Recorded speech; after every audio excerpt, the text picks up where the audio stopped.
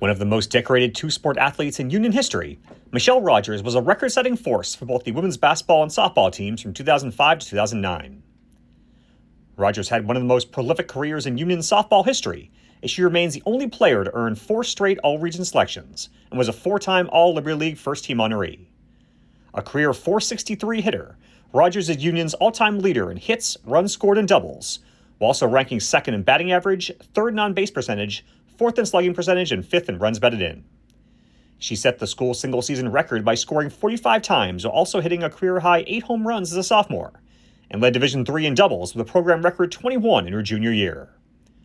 The team made 1 NCAA tournament and won 3 ECAC upstate titles as part of a remarkable 123-28 record over 4 seasons, the highest 4-year winning percentage in program history. Rogers was just as successful on the court for Union, scoring over 1,000 points and remaining Union's all-time leader in field goal percentage at 59.3% over 100 career games. She averaged over 16 points a game and shot 62% from the field on the way to Liberty League Player of the Year and D3Hoops.com All-Region honors as a senior, including a program record 38 points and 17 field goals against Williams. The 2-time All-Liberty League selection currently ranks 9th all-time in points, 8th in field goals, and 10th in free throws at Union. Hi, Michelle. Congratulations on the Union College Athletic Hall of Fame. You're certainly a deserving individual, and I'm so happy I could speak a little bit on your behalf today. You came to Union College, and you were a freshman point guard, and as the season progressed, Coach Mike and Jamie said, I think we could make Michelle a post player. She needs to be on the court more. And lo and behold, you turned into quite a post player. Through your hard work, through your footwork, through your athletic abilities, determination, leadership, all the qualities that you want to have in a student athlete, you exemplified them. So it was early. It was down in Florida. We would go to Florida, to play about 10 games down there. And we had a team that had been to the NCAAs 3 years in a row. So we were pretty talented. We had a lot of good players, some older kids, seniors. And I didn't start her right away, which was a mistake. But we had some really good players. And there was a ground ball hit. She played shortstop.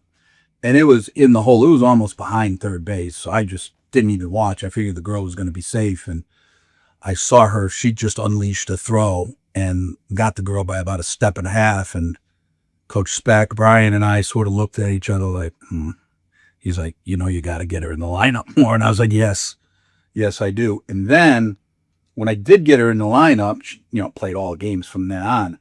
Whenever she came up to bat, I couldn't stand in the third base coaching box. She would have killed me. So I would back up as almost to the outfield grass, because if she pulled the ball foul, I wasn't going to be able to get out of the way in time. And the umpires would always say to me, you got to get back in the coach's box. You got to get back in the coach's box. And I'd be like, no, throw me out of the game. I'm not going that close when she's at bat. Well, I tried to make it obvious to the older kids, and they knew, right? They knew how good she was, and they knew she had to play, and she was going to help us. But normally maybe a freshman who's just starting out, you bat her 7.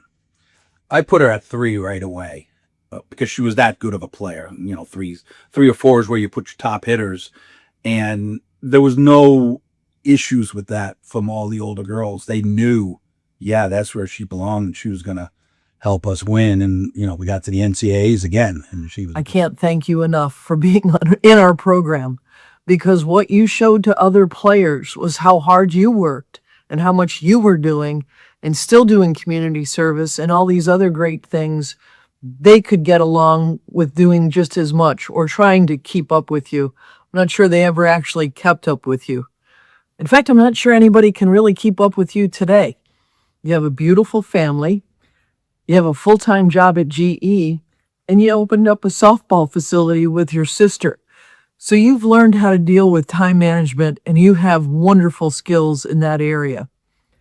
I often think about watching you play Summer League between your junior and senior year and how much dedication you had to put in with your internship and then put in with your basketball and to get up at 6 o'clock in the morning, even in the summer, and go work out in the strength and conditioning center.